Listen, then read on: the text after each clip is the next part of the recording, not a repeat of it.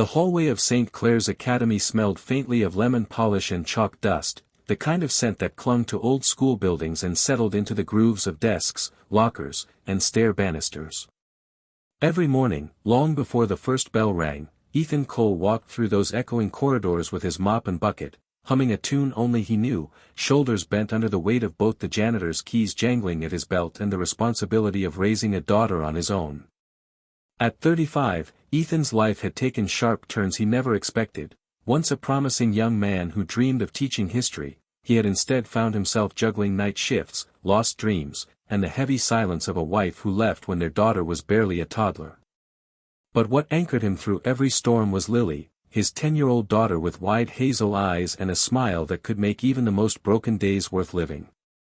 To her, Ethan wasn't just a janitor, he was a hero, a best friend, the man who always kept a stash of bubble solution and a plastic wand in his pocket to turn even the darkest moments into something magical. He never thought much of it, it was just his way of making Lily laugh when life seemed unfair. That simple joy of blowing bubbles, of watching fragile, rainbow-colored spheres float and dance in the air, became his quiet weapon against sadness, fear, and the weight of reality.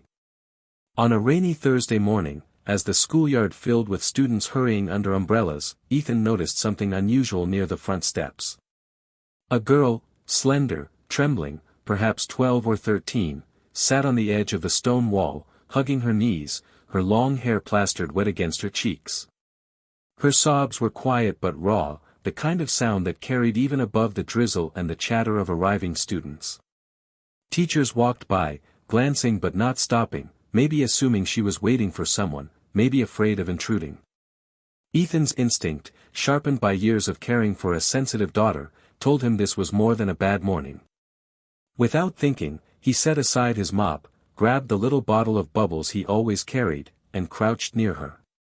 "Hey there, kiddo," he said softly, voice steady, careful not to startle her. "Looks like the sky's crying with you today."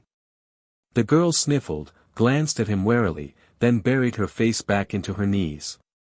Ethan didn't push, he simply uncapped the bottle, dipped the wand, and blew gently. A stream of shimmering bubbles floated into the gray morning, glowing like tiny lanterns against the gloom. One landed softly on the girl's wrist before popping, and for the first time, her sobbing paused. "Why are you doing that?" she whispered, her voice thin. Ethan shrugged, giving her a small smile. "Because sometimes the world feels too heavy, and bubbles remind us that there's still light, still color. You don't have to talk if you don't want to. Just watch." He blew another set, larger this time, letting them drift around her, and slowly, the tightness in her body began to ease. What Ethan didn't realize, as he knelt there in his janitor's uniform, rain soaking his shoulders, was that across the courtyard, under the shelter of a sleek black car, a woman stood watching. Olivia Hart, Billionaire CEO, known for her steel composure and ruthless brilliance in boardrooms, was frozen in place. She had just arrived to meet with the school principal about potential sponsorship opportunities when she spotted the scene, her daughter, Emma, in the throes of one of her anxiety spirals, and a janitor kneeling in the rain, blowing bubbles as if nothing else in the world mattered. Olivia's heart clenched in a way it hadn't for years. She had tried therapists, tutors, medications, but nothing seemed to reach Emma when her panic hit. And yet here was a stranger, with nothing but soap and breath, calming her child in a way millions of dollars hadn't been able to buy. As Emma's breathing steadied, Ethan sat beside her, keeping a respectful distance. "You know," he said, his tone warm and conversational, "when my daughter feels like the world's too loud, she tells me bubbles help her remember she can breathe. Each one is like a little promise, it floats for a while, then it's gone, but while it's here, it's beautiful. Kind of like moments. They don't all have to last forever to matter."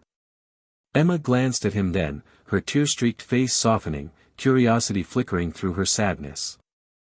You carry bubbles with you?" she asked, almost incredulous. Ethan chuckled, tapping his pocket. "Always. Life's tough, kiddo. Sometimes you need simple magic close at hand." Inside the car, Olivia felt something unravel. She had spent years building empires, hosting galas, signing checks with more zeros than most people dreamed of, yet she couldn't remember the last time she had sat on the ground with her daughter and just breathed. Watching Ethan, a man in worn work boots and a faded uniform, bring light into Emma's storm felt both humbling and haunting. For the first time in years, she didn't feel like Olivia Hart, mogul of towering glass buildings, she felt like a mother who had missed too many fragile moments. Ethan eventually stood, offering Emma a tissue from his pocket. "Rain'll stop soon," he said gently. "Storms don't last forever. You'll be all right." With that, he gave her space, returning to his mop and bucket like nothing extraordinary had happened. But for Emma, the weight on her chest had lifted, and for Olivia, hidden in the shadows, the world had just shifted. She wasn't sure what she had witnessed, an act of kindness, a stroke of fate, or maybe both, but she knew one thing for certain: she would find out who this janitor was. And so, without realizing it, Ethan's simple act of blowing bubbles had set into motion a chain of events that would change not only his life and his daughter's but also that of a billionaire mother desperate to bridge the gap between her wealth and her child's fragile heart. The rain kept falling, but for 3 souls on that Thursday morning, something brighter had just begun.